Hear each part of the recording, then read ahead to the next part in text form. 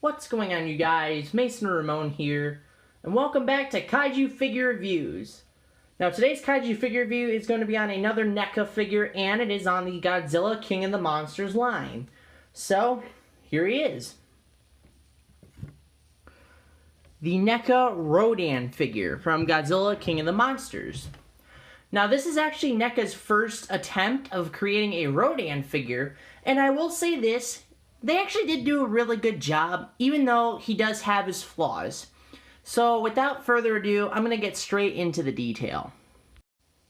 Now, as you can see with this guy's detailed, NECA did a superb job with the detail. It is absolutely true to the CGI model. And his skin, though, it looks like it's molted beef jerky, scales, whatever it is. They did an amazing job. All over the skin, even on the back too. It's all molted, lava, scaly skin. That's what it looks like on the in the movie. And with this figure, they did a really nice job.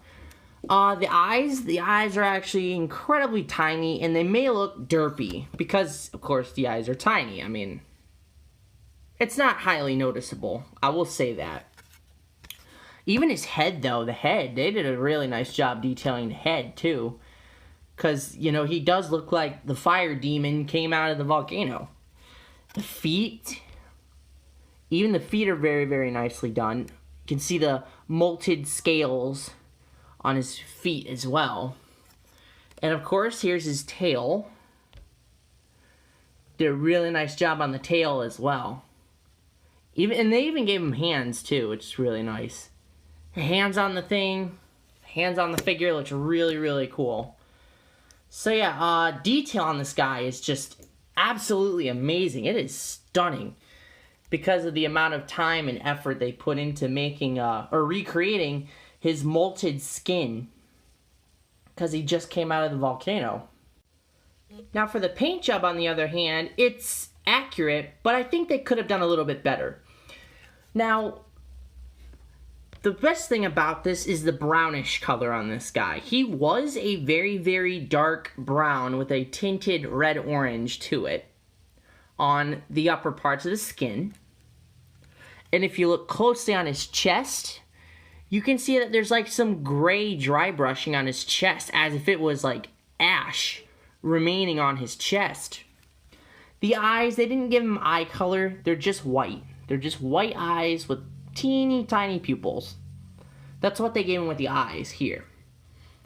Now, the thing they could have done better is the orange magma parts down towards his wings. And in the prototype pictures, it actually looked like a very illuminating bright orange. But this is a bit more of a plainer orange, and it's not, you know, super duper bright. And notice here with this wing, they didn't really give him as much orange on this wing rather than this wing. So I don't know what that happened there.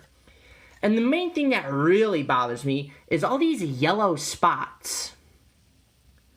I don't understand why they put these yellow spots there. And right here too, it looks like it's been splattered by a kindergartner.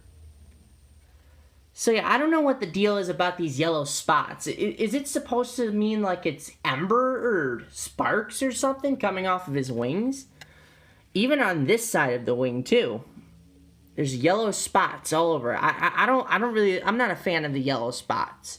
It's kind of distracting to look at, and it's not very pleasing to look at as well. But yeah, the paint job it's accurate, but I think they could have done better.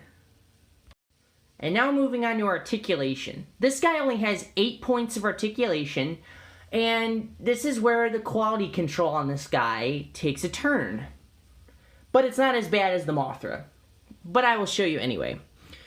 So first, let's start up here with the head. Now, as you can see here, the head is on a bit of a different ball jointing system. It's got a joint like right up at the head where it plugs in, and a joint at the base of the neck.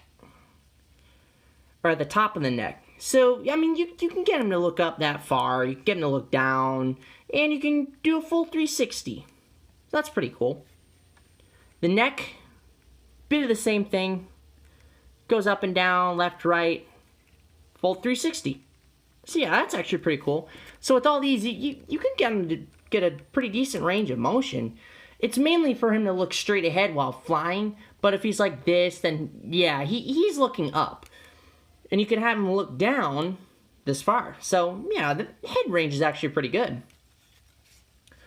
The wings here are actually kind of cool as well, but this is where the quality control issues begin.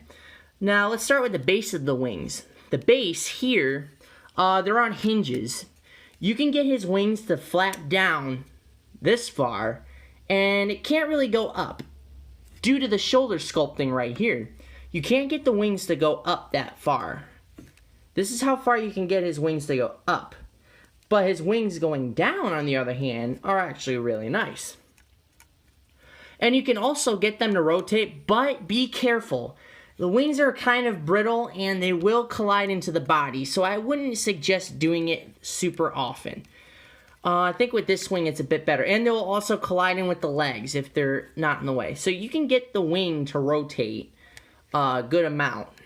I wouldn't rotate them that much because the wings are very, very brittle and it feels like they're going to snap. But anyway, now on to the outer parts of the wings. They're also on hinges that connect with the hands, and they can spread out this far. They can't rotate, they can just spread out this far. With this wing, on the other hand, it's very, very loose, and they didn't place it incorrectly. I don't know if it's with my figure or with everybody else's. Oh, just like that. It pops off very, very easily, and it can be a little difficult to get back in. Even by squeezing it as tight as you can, it is still kind of loose. Don't know why they did that, but it might be the wing. So yeah, this is where quality control takes a bit of a turn for this figure. But it's not as bad as the Mothra figure, with her wings being loose all the time and her legs snapping apart. Speaking of legs, let's move on to Rodan's legs. They're also, I think they're on hinges. I don't think they're on... Well, actually, yeah, I think they're on balls. They're probably on ball joints. You can get them to go out this far, and you just have to kind of rotate it in order for it to go back in. Like so. So yeah, you can have the legs, be like this where he's flying, or have like this where he's actually kind of walking, or something like that, or maybe he's landed. So you can have him sit down like this, to make it kind of look like that he landed. Just a little bit, though.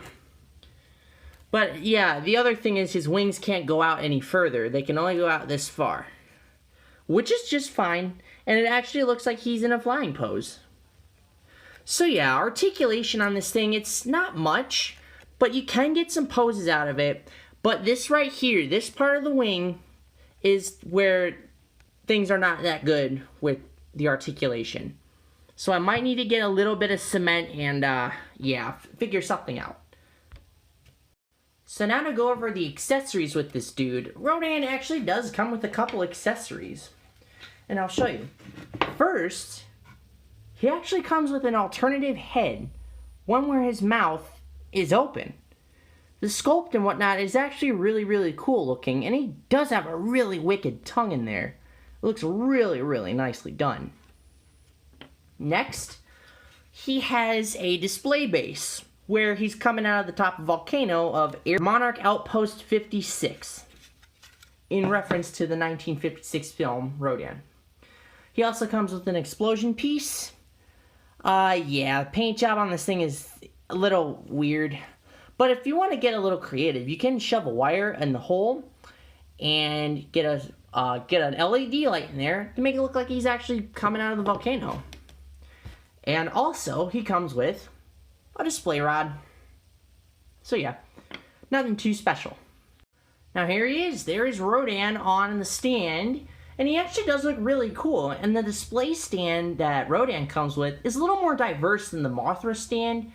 And it's actually really, really well fitting for Rodan too. He even fits on the rod very, very nicely. And he's not really going to fall off. I just punched the table. He didn't fall. So I'm going to keep him on this stand for the rest of the review, so let's move on to size comparisons.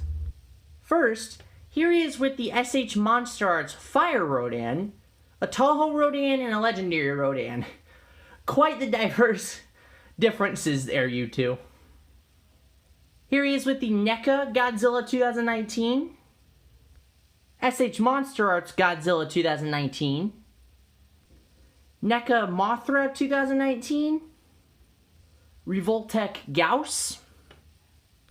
SH Monster Arts King Kong. Revoltech Baragon. And finally, the SH Figure Arts Gamora.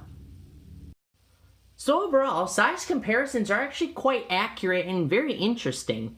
Yeah, I know, Rodan is a bit of a small boy, but, you know, I actually might get the SH Monster Arts for comparison and see which one's better, like I stated with the Mothra. But yeah, so now rarity for this guy, I mean, he literally just came out. I got him a week ago, actually, at my local comic shop for about $26. And is he worth it? Yeah, he is worth it. So now for a wrap up and his grade. Overall, the NECA Rodan figure is actually a really nice figure to have in your collection. NECA actually did a really good job recreating the Godzilla King of the Monsters incarnation, and this is their first actual Rodan figure in history. So detail is actually really, really good. It's really spot on. Paint job is good. It's accurate, but it can be questionable in some areas. Articulation is tolerable, even though the quality control on one of the wings is not really that good.